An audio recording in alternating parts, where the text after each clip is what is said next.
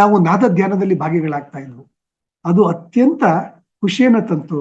ಈ ವರ್ಷ ಹೆಚ್ಚು ಧ್ಯಾನಕ್ಕೆ ಹೆಚ್ಚಿನ ಒಂದು ಮಹತ್ವವನ್ನ, ಹೆಚ್ಚಿನ ಒಂದು ಸಮಯವನ್ನ ನಮಗೆ ಎಲ್ಲ ಪಿರಮಿಡ್ ಮಾಸ್ಟರ್ಗಳು, ಅಲ್ಲಿಯ ಆಯೋಜಕರು ಇವತ್ತು ನೀಡಿದ್ರು. ಹಾಗಾಗಿ ಅಲ್ಲಿ ಧ್ಯಾನದ ಒಂದು ಸಾಧನೆಯನ್ನು ಮಾಡಿಕೊಂಡು ಬಂದಂಥದ್ದು ಇನ್ನೂ ನನಗೆ ನನ್ನ ಧ್ಯಾನ ಪ್ರಚಾರಕ್ಕೆ, ಧ್ಯಾನದ ಅನುಭವಗಳನ್ನು ಹಂಚಿಕೊಳ್ಳಿಕ್ಕೆ ಅದು ಕೂಡ ಒಂದು ಪ್ರೇರಣೆಯಾಗಿದೆ ಅಂತ ಈ ಸಂದರ್ಭದಲ್ಲಿ ನಾನು ಹೇಳಲಿಕ್ಕೆ ಇಚ್ಛೆ ಪಡ್ತಾ ಇದ್ದೇನೆ ಮಾಸ್ಟರ್ಸ್.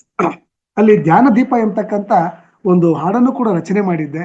ಮೊದಲಿಗೆ ಆ ದೀಪವನ್ನ ಹಚ್ಚಿಸ್ಬಿಟ್ಟು ನಾವು ಮುಂದಿನ ಒಂದು ಕಾರ್ಯಚಟುವಟಿಕೆಗೆ ಹೋಗ್ತೇನೆ ಮಾಸ್ಟರ್ಸ್. ಧ್ಯಾನ ದೀಪ ಅಂತ ಶೀರ್ಷಿಕೆ ಅದು. ಈ ಧ್ಯಾನ ಮಾರ್ಗಕ್ಕೆ ಬಂದ ಮೇಲೆ ನಮ್ಮ ಗುರುದೇವಿ ಮೇಡಮ್ ರವರು ಈಗಾಗಲೇ ಹೇಳಿದ್ರು, ಸಾಕಷ್ಟು ಗೀತೆಗಳನ್ನ ಬರೆದಿದ್ದಾರೆ ಅಂತ. ಆ ಬರೀಲಿಕ್ಕೆ ಪ್ರೇರಣೆನೆ ನಮ್ಮ ಪತ್ರಿಜಿ ಗುರುಗಳಿರ್ಬೋದು, ಗೌತಮರಿರ್ಬೋದು, ನನ್ನ ಮಾರ್ಗದರ್ಶಕ ಗುರುಗಳಿರ್ಬೋದು, ಎಲ್ಲ ನನ್ನ ಧ್ಯಾನ ಬಂಧುಗಳಿಗೆ ಆ ಕ್ರೆಡಿಟ್ ಹೋಗುತ್ತೆ. ಯಾಕೆಂದ್ರೆ ತಾವೆಲ್ಲರೂ ಕೂಡ ನನಗೆ ಕೊಟ್ಟಂತ ಪ್ರೇರಣೆ, ಧ್ಯಾನ ಕೊಟ್ಟಂತ ಒಂದು ಅವಕಾಶ, ಧ್ಯಾನದಲ್ಲಿ ನಾನು ಕಂಡುಕೊಂಡಂತ ಸತ್ಯಗಳನ್ನ ನನ್ನ ಸಾಲುಗಳಲ್ಲಿ ನಾನು ಸೆರೆ ಹಿಡಿದಿದ್ದೇನೆ ಮಾಸ್ಟರ್ಸ್. ಅದರಲ್ಲಿ ಧ್ಯಾನ ದೀಪ ಅನ್ನುವಂಥದ್ದನ್ನು ಈಗಾಗಲೇ ತಾವು ವೇದಿಕೆಯಲ್ಲಿ ಹಂಚಿಕೊಂಡಿದ್ದೆ. ಅದನ್ನ ಮತ್ತೊಮ್ಮೆ ನಾನು ಈ ಸಂದರ್ಭದಲ್ಲಿ ಇದರಲ್ಲಿ ಸಾಕಷ್ಟು ನಾನು ಕಂಡುಕೊಂಡಂತ ಅನುಭವದ ನುಡಿಗಳನ್ನು ಇಲ್ಲಿ ದಾಖಲಿಸಿದ್ದೇನೆ ಮಾಸ್ಟರ್ಸ್. ಹಚ್ಚೇವು ಧ್ಯಾನದ ದೀಪ, ಹಚ್ಚೇವು ಧ್ಯಾನದ ದೀಪ, ಗೌತಮರ ದೀಪ ಪತ್ರಿಜಿ ದೀಪ, ಗೌತಮರ ದೀಪ ಪತ್ರಿಜಿ ದೀಪ, ಮೈತ್ರೇಯ ಬುದ್ಧರ ದೀಪ, ಹಚ್ಚೇವು ಧ್ಯಾನದ ದೀಪ, ಹಚ್ಚೇವು ಧ್ಯಾನದ ದೀಪ.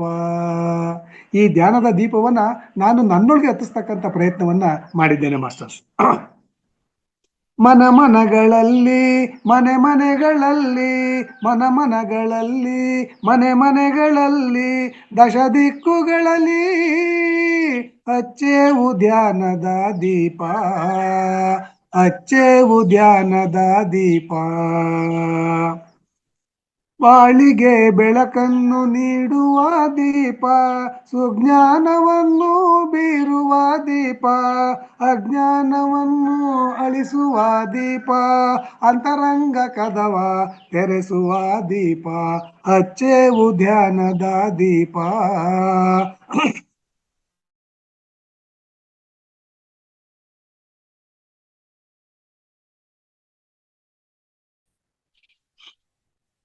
ಮನುಜ ಮತ ಒಂದೆಂದು ಸಾರುವ ದೀಪ, ಜಗಕ್ಕೆಲ್ಲ ಬೆಳಕನ್ನು ನೀಡುವ ದೀಪ, ಮನುಜ ಮತ ಒಂದೆಂದು ಸಾರುವ ದೀಪ, ಜಗಕ್ಕೆಲ್ಲ ಬೆಳಕನ್ನು ನೀಡುವ ದೀಪ, ಅರಿವರ್ಗಗಳನ್ನು ಅಳಿಸುವ ದೀಪ, ಅರಿವರ್ಗಗಳನ್ನು ಅಳಿಸುವ ದೀಪ, ಪ್ರೀತಿ ವಾತ್ಸಲ್ಯವ ಬೆಳೆಸುವ ದೀಪ, ಹಚ್ಚೇವು ಧ್ಯಾನದ ದೀಪ, ಹಚ್ಚೇವು ಧ್ಯಾನದ ದೀಪ.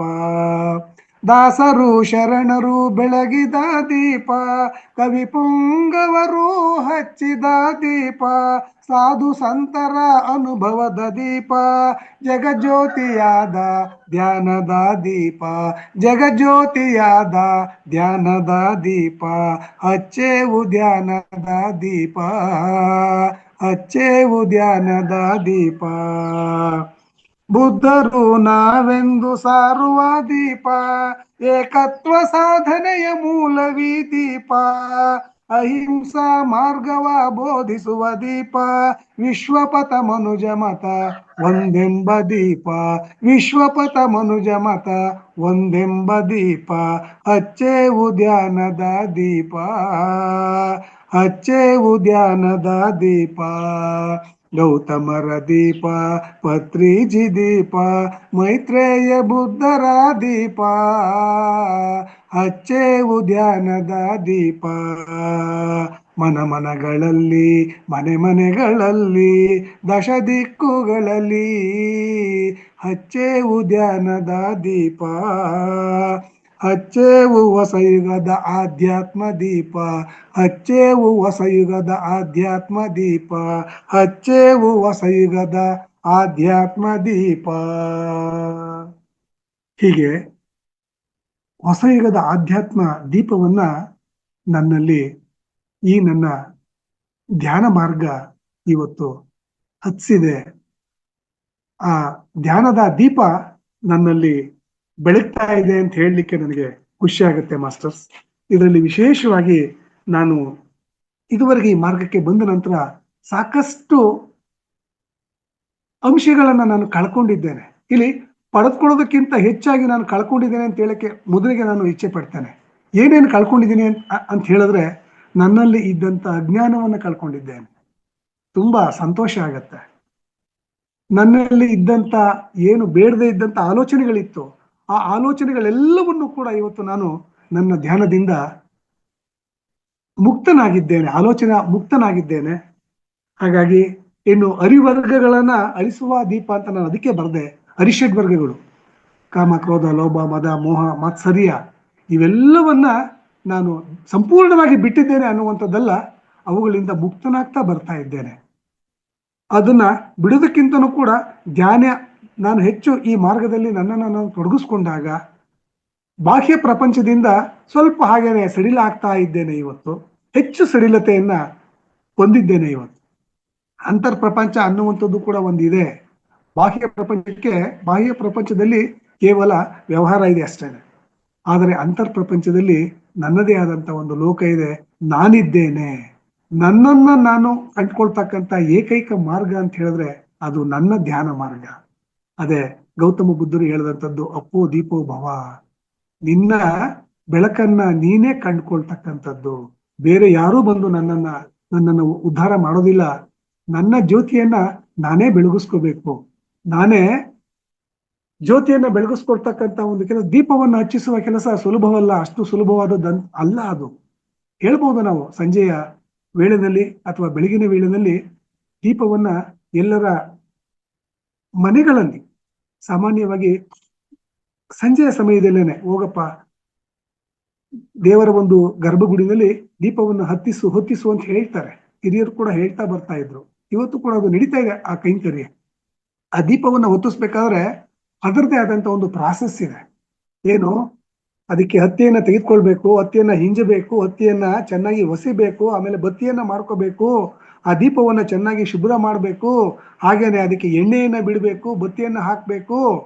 ಇದೆಲ್ಲವೂ ಕೂಡ ಒಂದು ಕಾರ್ಯ ಯೋಜನೆ ಇದೆ. ಆ ಕಾರ್ಯ ಯೋಜನೆ ಪರಿಪೂರ್ಣವಾದಾಗ ಮಾತ್ರ ಆಮೇಲೆ ಎಣ್ಣೆಯನ್ನ ಹಾಕ್ತೇವೆ, ಬತ್ತಿಯನ್ನ ಹಾಕ್ತೇವೆ. ಕೊನೆಗೆ ಆ ಬತ್ತಿಯ ತುದಿಯನ್ನ ನಾವು ಹಾಗೇನೆ ನಮ್ಮ ತೋರು ಬೆರಳು ಮತ್ತು ಹೆಬ್ಬೆರಳುಗಳಲ್ಲಿ ಚಿವುಟ್ತೇವೆ, ಸ್ವಲ್ಪ ಬೇಗ ಹತ್ಕೊಳ್ಳಿ ಅಂತ. ಆಮೇಲೆ ಕೊನೆಯಲ್ಲಿ ನಾವು ಒಂದು ಬೆಂಕಿಯ ಕಡ್ಡಿಯ ಸಹಾಯದಿಂದ ಆ ದೀಪವನ್ನ ಪ್ರಜ್ವಲಿಸ್ತಕ್ಕಂಥ ಕೆಲಸವನ್ನ, ಬೆಳಗ್ತಕ್ಕಂಥ ಕೆಲಸವನ್ನ ಮಾಡ್ತೇವೆ.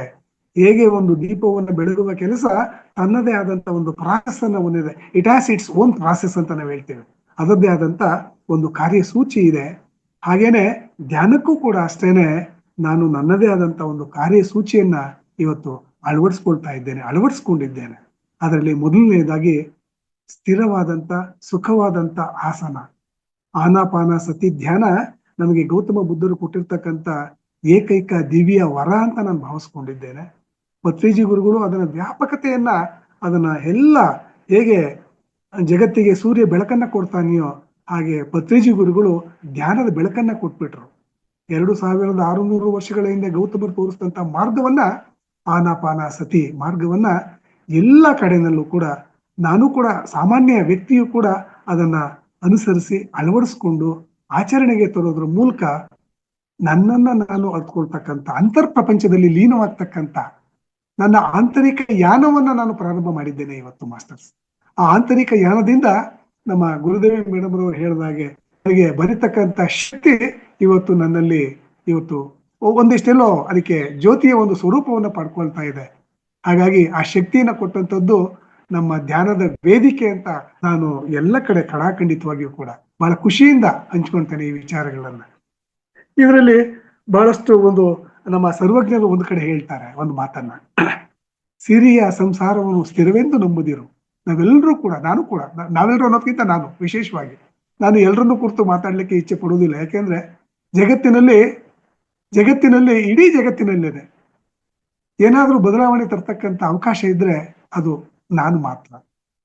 ಸುಧಾರಣೆ ಮಾಡ್ಕೊಳ್ತಕ್ಕಂಥದ್ದಿದ್ರೆ ನನ್ನನ್ನ ನಾನು ಸುಧಾರಣೆ ಮಾಡ್ಕೊಂಡಾಗ ಇಡೀ ಜಗತ್ತೇ ಸುಧಾರಣೆ ಆಗುತ್ತೆ ಅನ್ನುವಂತ ಇದೊಂದು ತತ್ವ. ಈ ತತ್ವವನ್ನ ನಾನಿವತ್ತು ಅಳವಡಿಸ್ಕೊಂಡಿದ್ದೇನೆ ಮಾಸ್ಟರ್ಸ್. ನಿಜವಾಗಿಯೂ ಕೂಡ ನಮಗೆ ಹೆಮ್ಮೆ ಆಗತ್ತೆ. ಈ ಸಂದರ್ಭದಲ್ಲಿ ತಮ್ಮೆಲ್ಲರ ಜೊತೆ ಹಂಚ್ಕೊಳ್ಳೋದಕ್ಕೆ ತುಂಬಾ ನನಗೆ ಅತೀವ ಸಂತೋಷ ಆಗತ್ತೆ. ಹಾಗಾಗಿ ಸಿರಿಯ ಸಂಸಾರವನ್ನು ಸ್ಥಿರವೆಂದು ನಂಬದಿರು. ಗೊತ್ತು ನನಗೆ, ಕೇವಲ ಸಂಸಾರ ಅನ್ನುವಂಥದ್ದು ಇದು ವ್ಯಾವಹಾರಿಕವಾಗಿದೆ, ಬೇಕು ನಮಗೆ ಸಂಸಾರ. ಸಂಸಾರವನ್ನ ತ್ಯಜಿಸಿ ನಾವು ಸಾಧನೆಯನ್ನ ಮಾಡ್ತಕ್ಕಂಥದ್ದು ಅಲ್ಲ. ಬಸವಣ್ಣವರು ಕೂಡ ಅದನ್ನೇ ಹೇಳಿದ್ರು, ಸಂಸಾರದಲ್ಲಿ ಇದ್ದು ಸಾಧನೆ ಮಾಡಿ ಅಂತ. ಆ ಆಗಿರ್ಬೇಕು. ಸಂಸಾರವನ್ನ ಅಸ್ಥಿರವೆಂದು ಅದನ್ನ ನಂಬ್ಕೊಂಡಿದ್ದೀವಿ ನಾವು, ಗೊತ್ತಿದೆ ನಮಗೆ. ಸಿರಿಯ ಸಂಸಾರವನ್ನು ಸ್ಥಿರವೆಂದು ನಂಬುದಿರು, ಹಿರಿದೊಂದು ಸಂತೆ ನೆರೆದೊಂದು ಜಾವಕ್ಕೆ ಅರಿದು ಹೋದಂತೆ ಸರ್ವಜ್ಞಾನರವರು. ನೋಡಿ ಎಷ್ಟು ಚೆನ್ನಾಗಿ ಸಿರಿಯ ಸಂಸಾರ. ಇದು ಸಂಸಾರದಲ್ಲಿ ನಾವು ಏನಪ್ಪ ಬಹಳ ಖುಷಿ ಇದೆ ನನಗೆ, ನನ್ನ ಹೆಂಡತಿ, ನನ್ನ ಮಕ್ಕಳು, ನನ್ನ ಬಂಧುಗಳು, ಬಳಗ ಎಲ್ಲರೂ ಕೂಡ ಇದ್ದಾರೆ. ಖುಷಿ ಸಂತೋಷ ಹಂಚ್ಕೊಳ್ಳೋಣ. ಮಕ್ಕಳಿದ್ದಾರೆ, ಮೊಮ್ಮಕ್ಕಳಿದ್ದಾರೆ, ಸ್ನೇಹಿತರಿದ್ದಾರೆ, ಎಲ್ಲರೂ ಕೂಡ ಇದ್ದಾರೆ. ಅವರೊಟ್ಟಿಗೆ ನಾನಾಗಿ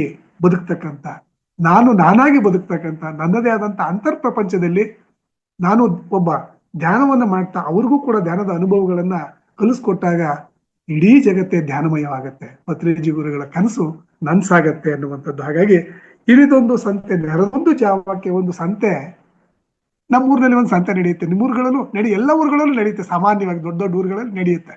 ಬೆಳಗಿನ ಜಾವ ಶುರು ಆಗತ್ತೆ, ಸಂಜೆ ವೇಳೆ ಹೊಟ್ಟೋಗುತ್ತೆ.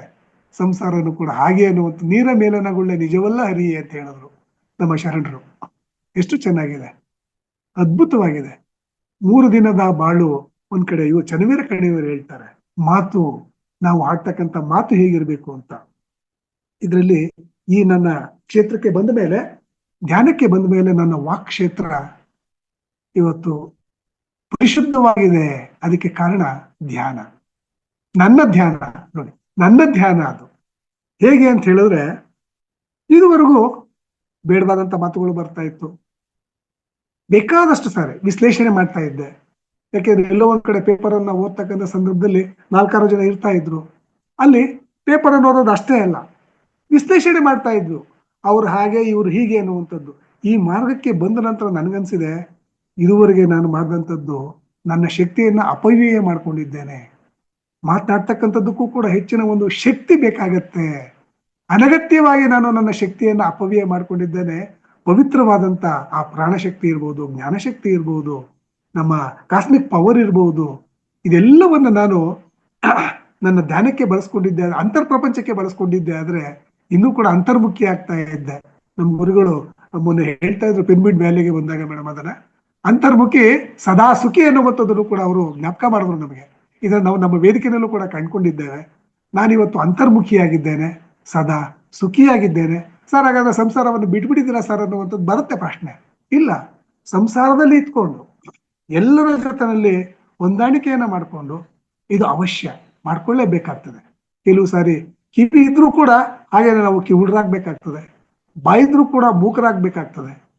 ಸೊ ಈ ಒಂದು ಆ ತತ್ವವನ್ನ ನಮಗೆ ಕಲಿಸ್ಕೊಟ್ಟಂಥದ್ದು ನನ್ನ ಧ್ಯಾನ ಅಂತ ನಾನು ಈ ಸಂದರ್ಭದಲ್ಲಿ ಹೇಳ್ತಾ ಇದ್ದೇನೆ ಮಾಸ್ಟರ್ಸ್. ಬಹಳ ಖುಷಿ ಆಗ್ತದೆ. ಹಾಗೆ ನಮ್ಮ ಕವಿಗಳು ಕೂಡ ಬಹಳ ಚೆನ್ನಾಗಿ ಹೇಳಿದ ಸಾಕಷ್ಟು ವಿಚಾರಗಳನ್ನ ಇದ್ರ ಬಗ್ಗೆ ಹೇಳಿದ್ದಾರೆ. ಇದರಲ್ಲಿ ನಾನು ಕೂಡ ಕಂಡುಕೊಂಡಂಥದ್ದು ಒಂದು ಇದಕ್ಕೆ ಸಂಬಂಧಪಟ್ಟ ಹಾಗೆ ಒಂದೆರಡು ನನ್ನ ಅನುಭವದ ರಾಶಿನಲ್ಲಿ ಒಂದು ಕವನವನ್ನು ಕೂಡ ರಚನೆ ಮಾಡಿದ್ದೀನಿ. ಹೇಗೆ ಅಂತ ಹೇಳಿದ್ರೆ, ಎಲ್ಲಿ ಹುಡುಕಲಿನ ಇಲ್ಲದ ದೋಷವ, ಎಲ್ಲಿ ಹುಡುಕಲಿನ ಇಲ್ಲದ ದೋಷವ, ಎಲ್ಲವೂ ನನ್ನಲ್ಲೇ ಇರುವಾಗ ಬೇರೆಯವರಲ್ಲಿ ಖಂಡಿತ ಯಾವುದೇ ದೋಷ ಇಲ್ಲ, ಎಲ್ಲವೂ ಕೂಡ ನನ್ನಲ್ಲೇ ಇದ್ದಾವೆ. ಅದು ಯಾವಾಗ ನನಗೆ ಗೊತ್ತಾಯ್ತು ಅಂದ್ರೆ, ಧ್ಯಾನದ ಅಂತರ್ಮುಖಿಯಾದಾಗ, ಧ್ಯಾನದ ಮೂಲಕ ಅಂತರ್ಮುಖಿಯಾದಾಗ, ಧ್ಯಾನದ ಅಂತರಾಳಕ್ಕೆ ಇಳಿದಾಗ ಮಾತ್ರ ಅದು ನಮಗೆ ಅರಿವನ್ನ ಮೂಡಿಸುತ್ತೆ ಅನ್ನುವಂಥದ್ದರ ಅರಿವು ನನಗಾಯ್ತು. ಎಲ್ಲಿ ಹುಡುಕಲಿನ ಇಲ್ಲದ ದೋಷವ, ಎಲ್ಲವೂ ನನ್ನಲ್ಲೇ ಇರುವಾಗ, ಹಳದಿಯ ಕಣ್ಣಿಗೆ ಕಾಣುವುದಿಲ್ಲ ಹಳದಿ ಬಣ್ಣವೇ ಆಗಿರುವಾಗ, ಅಂತರಂಗದ ಕದವ ತೆರೆದರೆ ಪರಿಶುದ್ಧತೆಯೇ ಇರುವಾಗ, ಯಾರ ಅಂತರಂಗವನ್ನ ತೆರೀತಾರೋ ಅದಕ್ಕೆ ಅಂತರಂಗ ಶುದ್ಧಿ ಬಹಿರಂಗ ಶುದ್ಧಿ ಅಂತ ಅಣ್ಣನವರು 12ನೇ ಶತಮಾನದಲ್ಲಿ ಹೇಳಿದ್ರು. ಇದನ್ನು ಸಾರಿ ಸಾರಿ ಹೇಳಿದ್ರು, ಎಲ್ಲ ನಮ್ಮ ಶಿವಶರಣರು ಸಾರಿ ಸಾರಿ ಹೇಳಿದ್ರು. ಆದ್ರೆ ನಾವು ಅರ್ಥ ಮಾಡ್ಕೊಳ್ಳೋದ್ರಲ್ಲಿ ವಿಫಲರಾದ್ವಿ. ಈಗ ಆ ಕಾಲ ನನಗೆ ಒದಗಿ ಬಂದಿದೆ. ಈ ಸಂದರ್ಭದಲ್ಲಿ ರವಿಯ ರಶ್ಮಿಯು ಎಲ್ಲೆಡೆ ಚೆಲ್ಲಿ ಬೆಳಕನ್ನು ನೀಡುತ್ತಲಿರುವಾಗ, ಸೂರ್ಯನ ಕಿರಣಗಳು ಎಲ್ಲೆಡೆನೂ ಬೆಳಕನ್ನು ಚೆಲ್ಲುತ್ತೆ. ನಾನು ಯಾಕೆ ತಪ್ಪನ್ನು ಹುಡುಕುವಂಥದ್ದು? ಶಶಿಯ ಕಿರಣಗಳು ತಂಗಾಳಿಯ ತಂಪನು ಮನದಲ್ಲಿ ಮೂಡಿಸುತ್ತಿರುವಾಗ ಬೆಳದಿಂಗಳು ಎಲ್ಲ ಕಡೆಯಲ್ಲೂ ಕೂಡ ಪಸರಿಸುತ್ತೆ. ಯಾವುದೇ ಅದು ಭೇದ ಭಾವವನ್ನು ಮಾಡೋದಿಲ್ಲ. ಅದಕ್ಕೆ ಎಲ್ಲರೂ ಕೂಡ ಸಮಾನರೇ. ಹಾಗೇನೆ ನದಿವ ಹರಿಯ ಹರಿವ ನದಿಯ ಹರಿವ ನದಿಯ ಭೋರ್ಗರೆತದಲ್ಲಿ ಜುಳು ಜುಳು ಗಾನವೇ ಇರುವಾಗ, ಆ ಜುಳು ಜುಳು ಗಾನವನ್ನ ಕೇಳ್ಬೇಕಾದ್ರೆ ಯಾವುದೇ ನಾವು ಅದಕ್ಕೆ ತೆರಿಗೆಯನ್ನು ಕೊಡಬೇಕಾಗಿಲ್ಲ, ಯಾವುದೇ ನಾವು ಸುಂಕವನ್ನು ಕೊಡಬೇಕಾಗಿಲ್ಲ, ಯಾವುದೇ ಟಿಕೆಟ್ ಅನ್ನು ಪಡಿಬೇಕಾಗಿಲ್ಲ. ತನ್ನಷ್ಟಕ್ಕೆ ತಾನೇ ನಮ್ಮ ಕರ್ಣ ಆ ಆನಂದವನ್ನ ಪಡೆಯುತ್ತೆ. ನಾವು ಹೋಗ್ಬೇಕಷ್ಟೇ, ಅಲ್ಲಿಗೆ ನದಿಯ ತಟಕ್ಕೆ ಹೋಗ್ಬೇಕಷ್ಟೇ. ಧ್ಯಾನದ ಒಳಗಡೆ ಇಳಿಬೇಕು. ಇಲ್ಲಿ ಅಲ್ಲಿ ನದಿಯ ಒಳಗಡೆ ಇಳಿದಾಗ ಆ ನಾದ ಸಿಕ್ಕತ್ತೆ. ಇಲ್ಲಿ ಧ್ಯಾನದ ಅನುಭವವನ್ನು ಪಡ್ಕೋಬೇಕಾದ್ರೆ ನಾನು ಅಂತರಂಗದ ದರ್ಶನವನ್ನ ಮಾಡ್ಕೊಳ್ಬೇಕು ಅಂತ. ಧ್ಯಾನ ಮಂದಿರದ ಈ ಹುಣ್ಣಿಮೆ ರಾತ್ರಿಯಲ್ಲಿ ಕೊಳಲಿನ ನಾದವು ಹರಡುತ್ತಿರುವಾಗ, ಈ ಸಾರಿ ಅಂತೂ ಪಿರಮಿಡ್ ವ್ಯಾಲಿನಲ್ಲಿ ಕೊಳಲಿನ ನಾದದ ಅಲೆನಲ್ಲಿ ಎಲ್ಲರೂ ಕೂಡ ತೇಲ್ ಹೋದ್ವಿ ನಾವು. ಅದು ಎಲ್ರಿಗೂ ಕೂಡ ಮುಕ್ತವಾಗಿತ್ತು. ಅದಕ್ಕೆ ಯಾವುದೇ ಅಡೆತಡೆ ಇಲ್ಲ ನೋಡಿ. ಹಾಗಾಗಿ ನನ್ನಲ್ಲೇ ಇರುವ, ನಾನು ಕಂಡುಕೊಂಡಂತ ಇನ್ನೊಂದು ಸತ್ಯವನ್ನ ಈ ರೀತಿ ನಾನು ಬರ್ದಿದ್ದೇನೆ. ನನ್ನಲ್ಲೇ ಇರುವ ಶ್ವಾಸ ದೇವರನ್ನು ಕಾಣದೆ ಅಲೆಯುತ್ತಿರುವಾಗ. ಇದುವರೆಗೆ ನಾನು ಮಾಡಿದ್ದು ಈಗ 67 ವಸಂತಗಳನ್ನು ದಾಟಿದ್ದೇನೆ. 67 ವಸಂತಗಳು ದಾಟಿದ್ದೇನೆ. ಇನ್ನು ಧ್ಯಾನದ ಶಿಶುವಾಗಿದ್ದೇನೆ. 67 ವಸಂತಗಳಲ್ಲಿ ಶ್ವಾಸ ನನ್ನ ದೇವರು, ನನ್ನ ಗುರು ಅನ್ನುವಂಥದ್ದನ್ನ ಇದುವರೆಗೆ ನಾನು ಪರಿಗಣಿಸ್ತೇ ಇಲ್ಲ. ಕಾರಣ ಆ ಶ್ವಾಸವನ್ನ ನಾನು ಅದರ ಮೂಲವನ್ನ ಹಿಡಿಲಿಲ್ಲ ಅಷ್ಟೇನೆ. ಅದು ನನಗೆ ಅರಿವಿಗೆ ಬಂದಂಥದ್ದು ಧ್ಯಾನ ಮಾರ್ಗಕ್ಕೆ.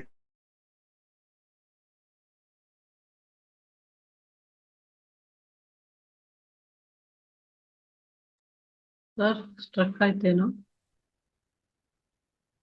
ನಾಗರಾಜ್ ಸರ್,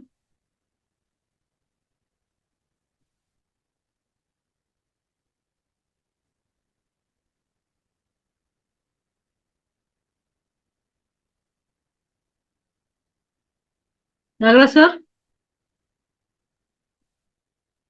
ನೆಟ್ವರ್ಕ್ ಇಶ್ಯೂ ಆಯ್ತು.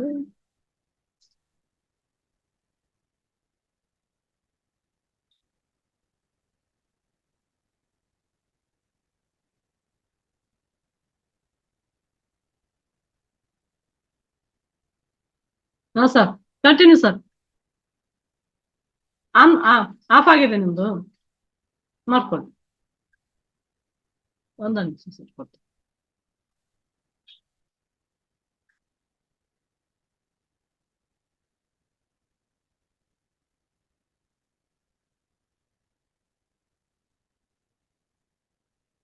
ಸರ್ ಆಗ್ಲಿಲ್ಲ ಸರ್, ಅನ್ಮಿಟ್ ಆಗಿಲ್ಲ.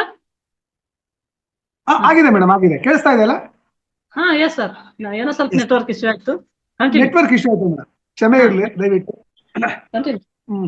ಇದುವರೆಗೆ ಶ್ವಾಸದ ಬಗ್ಗೆ ನನ್ನ ಅರಿವನ್ನ, ಶ್ವಾಸದ ಬಗ್ಗೆ ನಾನು ಆ ಕಡೆ ಫೋಕಸ್ ಮಾಡಿದ್ದು ಕಡಿಮೆ ಇತ್ತು ಅನ್ನುವಂಥದ್ದು ಕೂಡ ಈ ಮಾರ್ಗದಲ್ಲಿ ಗೊತ್ತಾಯ್ತು. ಹಾಗಾಗಿ ನನ್ನಲ್ಲೇ ಇರುವ ಶ್ವಾಸ ದೇವರನ್ನು ಕಾಣದೆ ಅಲೆಯುತ್ತಿರುವಾಗ ಮನದಿ ಮೂಡಿದ ಭಾವನೆ ಎಲ್ಲವೂ ನನ್ನದೇ ಪ್ರತಿರೂಪ ಆಗಿರುವಾಗ, ಎಲ್ಲಿ ಹುಡುಕಲಿನ ಇಲ್ಲದ ದೋಷವ ಎಲ್ಲವೂ ನನ್ನಲ್ಲೇ ಇರುವಾಗ.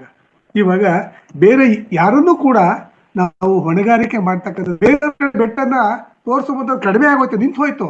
ಈ ಹೆಬ್ಬೆರಳು ನನ್ನ ಕಡೆ ತೋರಿಸ್ತಾ ಇದೆ, ನೋಡಪ್ಪ ಎಲ್ಲವೂ ಕೂಡ ನಿನ್ನ ಒಳಗಡೆ ಇದೆ, ಸತ್ವ ಇದೆ, ನಿನ್ನ ಅಂತರಂಗವನ್ನ ನೀನು ಮೊದಲು ಪ್ರವೇಶ ಮಾಡು ಅನ್ನುವಂತ ಒಂದು ಸ್ಥಿತಿಯನ್ನ ನಾನು ಈಗ ಅರ್ಕೊಂಡಿದ್ದೇನೆ ಮೇಡಮ್. ಇದು ನನ್ನ ಧ್ಯಾನದಿಂದ ನಾನು ಪಡ್ಕೊಂಡಂತ ಒಂದು ದಿವ್ಯ ಅನುಭವ ಅಂತ ಹೇಳಲಿಕ್ಕೆ ನನಗೆ ಖುಷಿ ಆಗುತ್ತೆ ಮಾಸ್ಟರ್ಸ್. ಇನ್ನು ಇದಕ್ಕೆ ಸಂಬಂಧಪಟ್ಟ ಹಾಗೇನೆ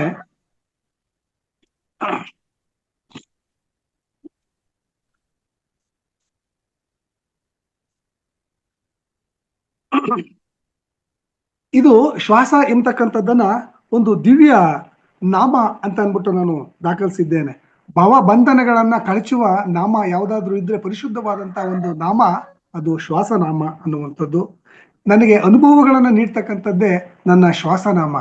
ಶ್ವಾಸದಿಂದ ಸಾಕಷ್ಟು ಅನುಭವಗಳನ್ನ ಪಡ್ಕೊಂಡಿದ್ದೇನೆ.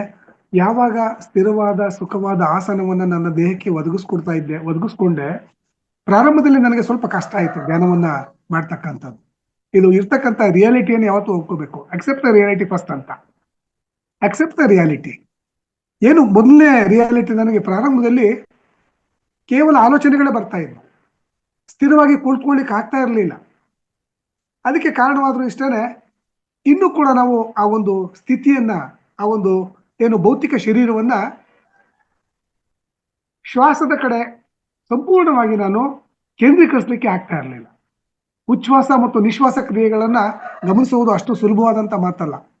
ಯಾರಾದ್ರೂ ಒಬ್ಬ ಮನುಷ್ಯ ಸುಮ್ಮನೆ ಕುಳಿತಿದ್ದಾನೆ ಅಂತ ಹೇಳಿದ್ರೆ ಅದು ನಿಜವಾಗ್ಲೂ ಕೂಡ ಸಾಧನೆ ಮಾಡ್ತಾ ಇದ್ದಾನೆ ಅಂತಾನೆ ಅರ್ಥ.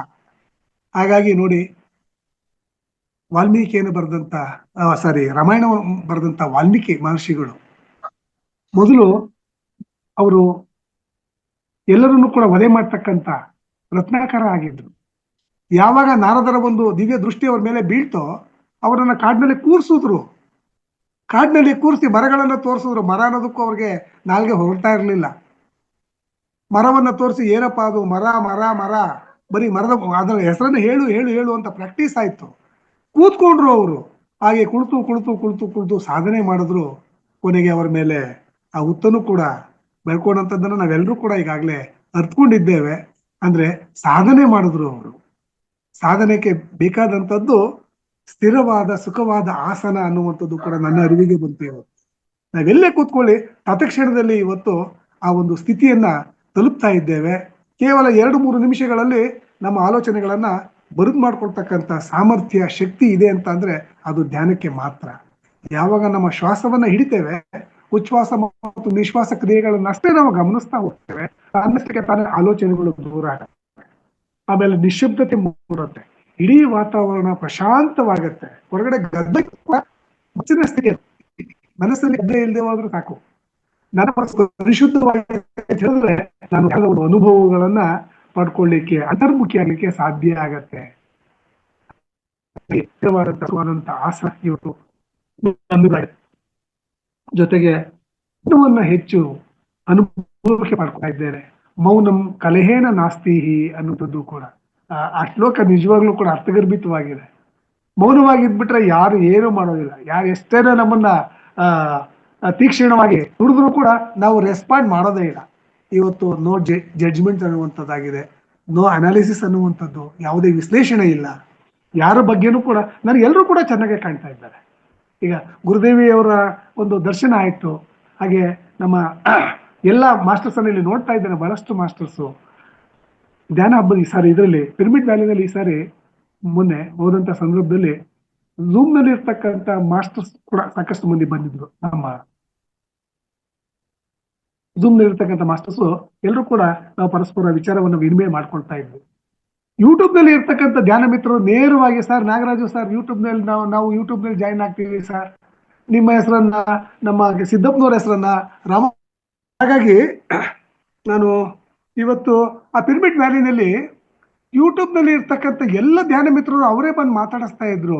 ನೋಡಿ, ಕಾರಣ ನಮ್ಮ ಧ್ಯಾನ.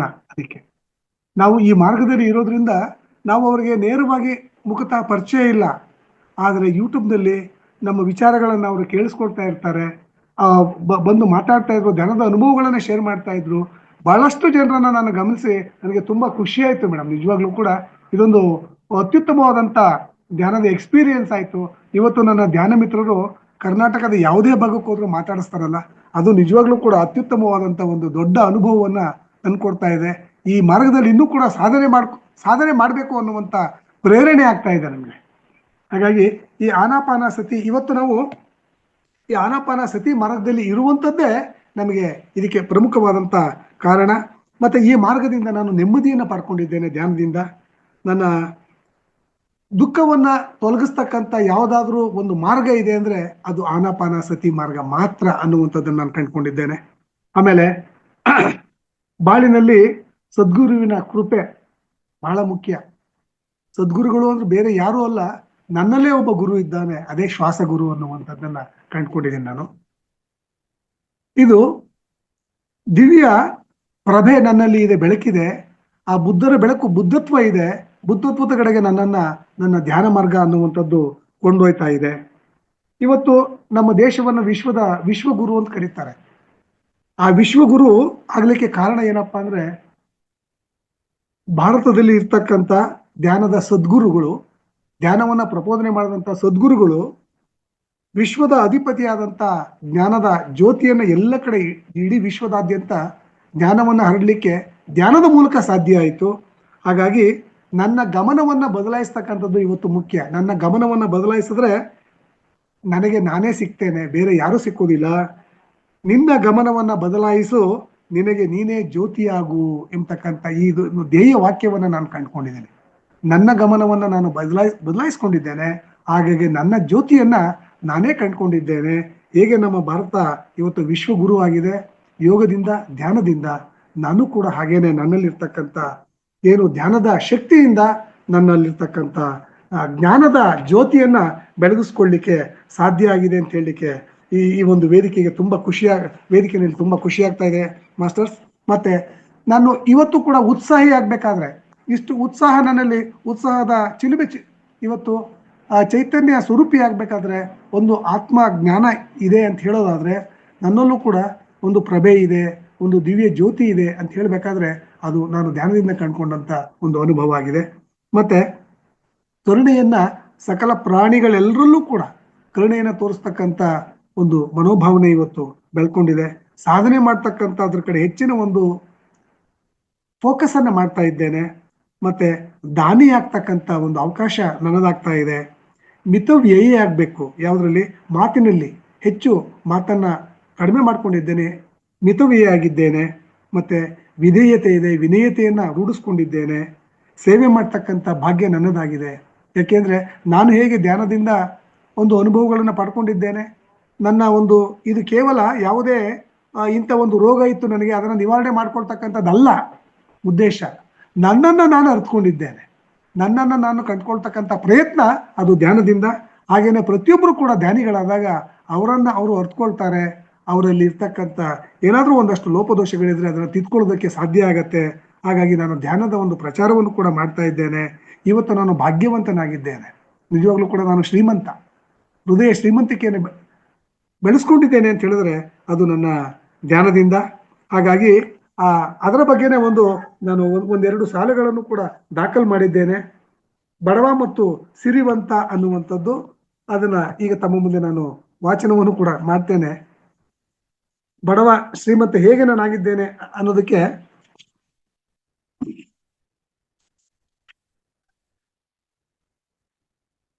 ಬೇಕು ಬೇಕು ಎಂಬುವನೇ ಬಡವ, ಬೇಕು ಬೇಕು ಎಂಬತಕ್ಕಂಥ ವ್ಯಕ್ತಿನೇ ಬಡವ. ಸಾಕು ಸಾಕು ಎಂಬತಕ್ಕಂಥ ಇದು ಮನೋಭಾವದ ಸ್ಥಿತಿ. ಇವೆಲ್ಲವೂ ಕೂಡ ಸಾಕು ಸಾಕು ಎಂಬುವನೇ ಸಿರಿವಂತ. ಇವತ್ತು ನನ್ನ ಮನೋಭಾವನೆಯಲ್ಲಿ ಬದಲಾವಣೆ ಆಗಿದೆ. ನನ್ನ ಮನಸ್ಥಿತಿ ಸಂಪೂರ್ಣವಾಗಿ ನಿಶ್ಚಲವಾದಂತ ಸ್ಥಿತಿ ಇದೆ. ಹಾಗಾಗಿ ಬೇಕು ಬೇಕು ಎಲ್ಲವೂ ಬೇಕು ಎಂಬತಕ್ಕಂಥದ್ದು ಅದು ಬೇಡುವ ಸ್ಥಿತಿ. ಅದು ಬೇಕು ಬೇಕು ಎಲ್ಲವೂ ಬೇಕು, ಕಂಡದ್ದೆಲ್ಲವೂ ಬೇಕು ಎಂಬತಕ್ಕಂಥದ್ದು ಬೇಡುವ ಸ್ಥಿತಿ. ಬೇಕು ಬೇಡುಗಳ ಸಾಕು ಸಾಕು ಎಂಬತಕ್ಕಂಥದ್ದು ಸಮೃದ್ಧಿಯ ಸ್ಥಿತಿ.